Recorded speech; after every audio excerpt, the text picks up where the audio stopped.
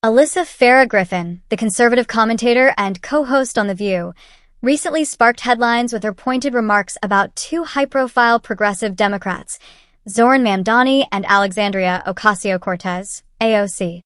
Although Griffin no longer resides in New York City, that didn't stop her from expressing serious concern over Mamdani's rise to political prominence, especially after his recent victory in the Democratic mayoral primary against former New York Governor Andrew Cuomo.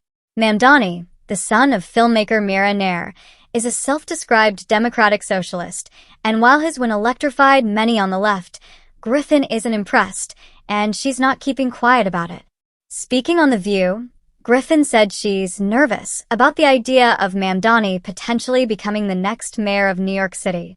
According to her, New York faces very real and serious challenges, and she's skeptical that Mamdani has the experience or the qualifications necessary to govern one of the most complex and economically significant cities in the world.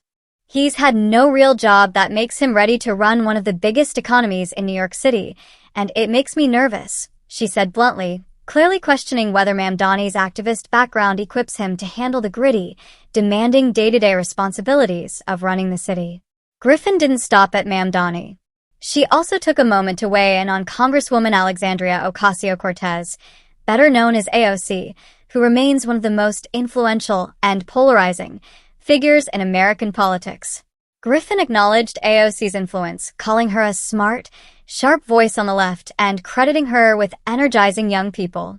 However, she warned that AOC's prominence plays right into the hands of Republicans like Donald Trump. He wants to make her the face of the Democratic Party, Griffin explained. Why?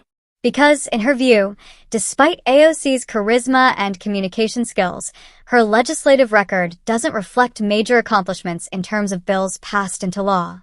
Griffin compared AOC's effectiveness to that of Senator Bernie Sanders, highlighting that both have relatively low success rates when it comes to actual legislation. You always need people who are going to get people energized, but what this country needs is solutions, Griffin emphasized. And people who can't just talk about them, they can work across the aisle and get them done. To me, AOC is not the answer. It's worth noting, however, that according to official congressional records, Ocasio-Cortez has sponsored 69 bills and co-sponsored more than 1,400 since she took office, a sign of her consistent involvement in legislative work, even if not all of those efforts resulted in laws. Griffin's concerns about Mamdani and AOC come in the broader context of the Democratic Party's post-2024 struggles.